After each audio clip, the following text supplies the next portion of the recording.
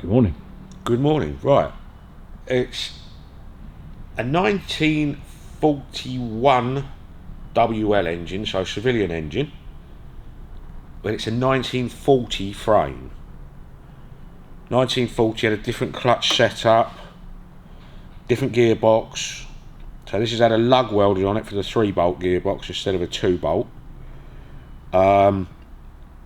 4-speed gearbox, which we've rebuilt because it was new but not very well put together, so we've re-shimmed all that up. The back wheel you couldn't do up at all because the frame is slightly narrower on a 1940, so all of that, I had to remake all these shims, so they've all been rebuilt. So it all spins nicely now, reasonably in the centre, because you've got to line all your chains and shims up. Sorry. Right, so I've got all the back wheel lined up properly because it's a 1940 frame, so you have to make sure your chains line up. Engine's been rebuilt, which we had to strip to check the valve timing because the guy was told it had WLDR race valves and everything in it, which it hasn't. So that's all been put back together. He wants us to keep an eye out if we find any WLDR or WR parts. That's it. All the front wheel rockers and everything was all completely wrong. They were handmade, horrible lumps of crap. So we've got all the right rockers in here, all the right brake parts, all the right cable, all the right clips. So everything in there is rebuilt, re-shimmed all the front hub up because it's had roller bearings put in as opposed to the original bearing system that Harleys have. Okay. Which in theory they're better, but it kind of sort of changes the way some of your nuts and bolts go together and things, and the shimming. So I had to play around with all that, but that's all done. That's good. Engine's done. I'm waiting on a flapper valve that goes in the timing chest. One of these, that should be here today. So that little valve goes in that hole there, that way round. Yeah. And you should be able to blow through it one way or suck through it one way. It should be a one-way valve, but this, they either stuck and get completely blocked up, or I can blow and suck through that, so it's not doing its job. So I've got a new one of those coming. So just putting the clutch back in, because I can't do any more on the other side of the engine at the moment till I get that. These little lock tabs here, so that hooks into the primary there so it can't twist. You do these up tight, and all you do is you put a punch in there and just punch the tab, the lock tab, into the slot of the screw, yeah? It just holds it, stops it undoing.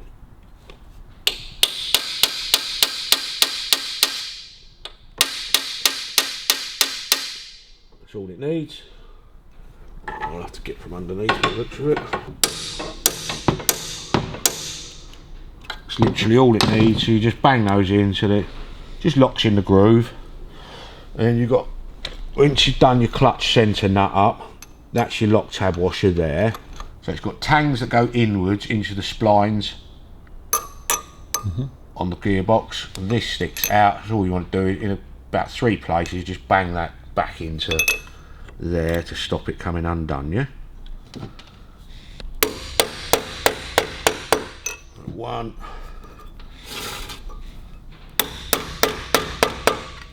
2, 3. That just stops your centre nut coming undone, yeah? Yep. And we can assemble the clutch plates. 2 standard plates, 1 outer plate, 2 metals, yeah? So you put clutch plate, metal clutch plate. Now these normally have outside written on them. And these are anti-rattles. They've got a little spring-loaded ball bearing in them. So it stops the clutch chattering. If you put them in the wrong way, what would happen? How would you know? It just makes a horrible noise. Yeah, it just chatters away like a good one. So, yeah, that one. And the order of these? fibre, metal, outer. Yeah.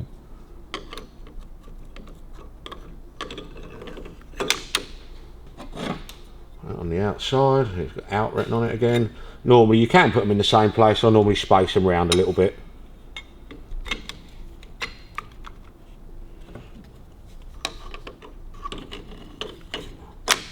That goes on there. Ooh. That goes on there. Then your outer goes on there. Okay? Mm-hmm. You've got 10 springs, I think there's 10. 10! Ha ha ha ha. Don't tell me. You're the count. I am the count.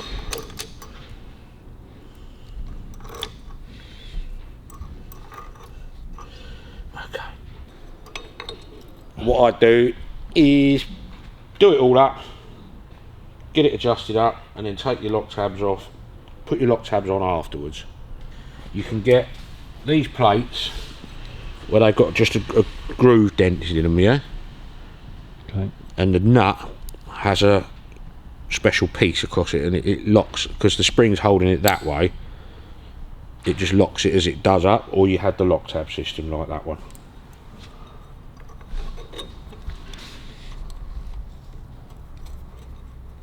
Right, so we'll leave that one off, and then your springs in, as many as you can get in.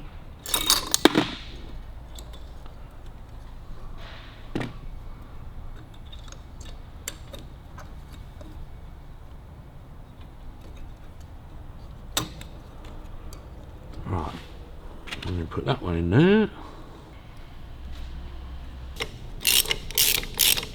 Got him.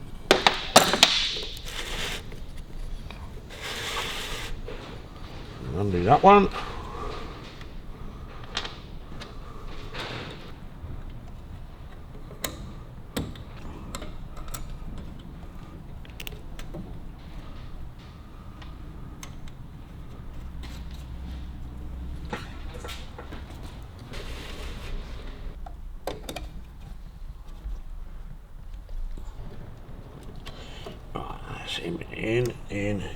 In. You just got to make sure the spring heads are in the dents in there, yeah? Okay. So let's rotate him round. Right, they're all in the right place. So let's get our lock tabs sorted now. I might as well do them now, I think. They don't look big enough, do they? They're not. In reproduction shite. Right, let's do them up and show you how to adjust it, and I'll just have to drill all them out.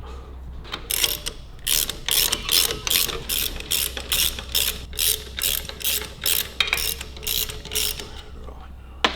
Get our ruler. The official dimension, I think, is 31/32 of an inch between there to that edge there. I normally just set them at an inch because 1/32 isn't going to make the slightest bit of difference. So I draw them all in fairly evenly if you can.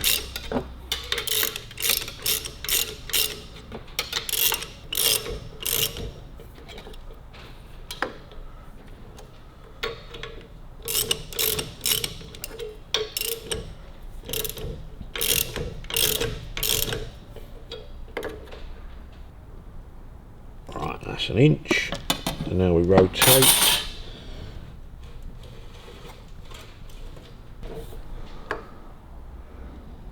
Right, that's about an inch, so run it round to the next one.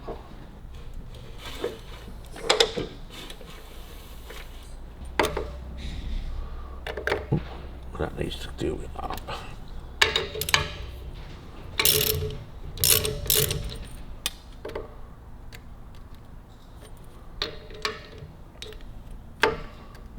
Right, that's an inch. That's your basic clutch setting on that.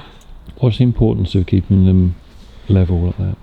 It just lets the clutch plates pull in and out evenly. If you've got spring loaded on the bottom, something like that, that plate's at an angle, yeah, it won't release the clutch properly. Okay.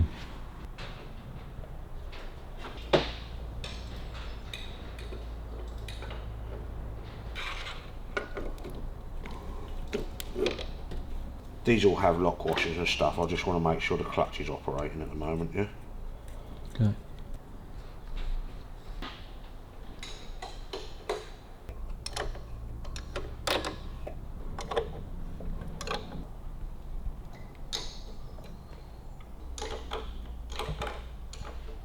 Right, now you can see, if you look here, see where none of that actually lines through properly, which there's not a lot I can do about now, because this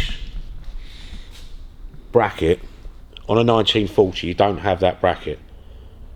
It's got a clutch arm that goes across through there, the same as on a pan. Okay. Or a shovel, or like that one. So that's all been made, so you can only deal with what you got, if you know what I mean. So let's put our centre clutch adjuster in.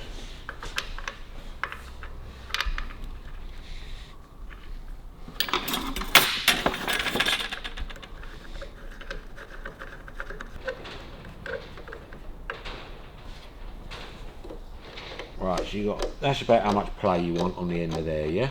Mm-hmm. And you do your lock nut up.